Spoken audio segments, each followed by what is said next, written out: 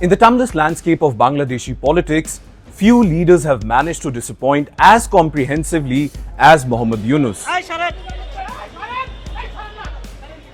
Since his appointment as the chief advisor of the interim government back in August 2024, Yunus, the Nobel laureate, was seen as a reformist, but with time that mask slipped off.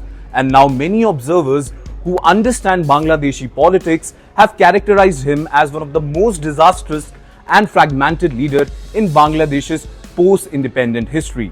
Well, under his leadership, political deadlock has become like a routine.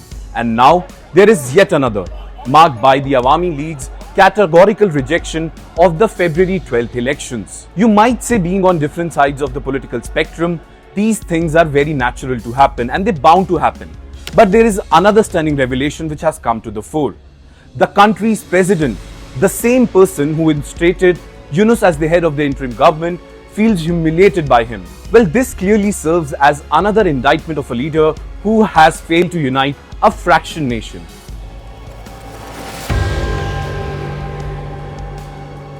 Bangladesh's Awami League delivered a devastating blow to Yunus's credibility by outrightly rejecting the Election Commission's announcement of February 12th elections. In a sharply worded statement, the party characterized the Yunus-led interim government as illegal, occupying and killer fascist, declaring that under such an administration, it is impossible to ensure a fair and normal environment where transparency, neutrality and the people's will be reflected. The party's suspension from contesting the upcoming polls and what it views as systematic exclusion from the political process has crystallized a fundamental reality. Yunus has failed to establish the consensus necessary for legitimate democratic elections. Rather than serving as a neutral caretaker, Yunus has become an active participant in political expulsion, effectively disqualifying the very force that once led Bangladesh's independence struggle and won multiple democratic mandates from the people. Well, the Awami League's rejection represents far more than a protest voice. It exposes the catastrophic failure of Yunus to achieve his government's foundational mandate, which was to forge consensus and hold credible elections. For almost 16 months in power, Yunus has managed to alienate virtually every single political force in the country, creating a chasm so wide that even scheduling elections has become impossible without fundamental legitimacy questions. Well, this is the hallmark of a leadership in a complete collapse, when a chief advisor cannot even arrange an electoral process without major parties declaring the entire exercise fraudulent.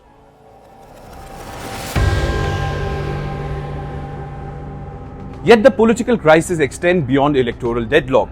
In a shocking development that underscores the internal dysfunction of Yunus's government, Bangladesh's president Muhammad Shahabuddin revealed in an exclusive interview with Reuters that he feels very much humiliated by this very interim administration. In fact, the president disclosed that Yunus has not met with him for nearly 7 months despite their constitutional obligation to maintain regular contact. Most shockingly, Shahabuddin revealed that his official portrait, which are traditional fixtures in Bangladesh's embassies and consulates around the globe, were abruptly removed in September 2025. A symbolic erasure that left the president questioning whether it signaled his imminent elimination from the political equation. This represents a systematic marginalization of constitutional institution by an unelected chief advisor who has consolidated power while the constitutional framework that legitimizes his role deteriorates. Shahabuddin's revelation that Yunus has not responded to written complaints about these humiliations demonstrates the contempt with which the interim government treats even the ceremonial head of the state. The president's public statement that he intends to step down immediately after the elections further reinforces a damning reality. Even those appointed within the interim structure view it as a fundamentally illegitimate and personal degrading.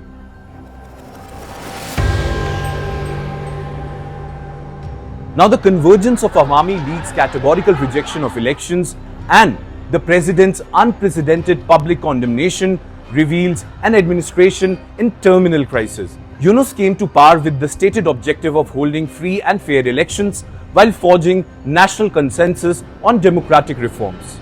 16 months later, he has accomplished neither. Instead, he has presided over a government characterized by judicial weaponization, alleged extrajudicial killings, and most worryingly, systematic persecution of opposition figures and the systematic isolation of political opponents. For a nation seeking democratic renewal after decades of political turmoil, Muhammad Yunus has only delivered deeper divisions, institutional decay, and a political deadlock that now threatens to undermine the very foundation of the democratic process he was entrusted to restore.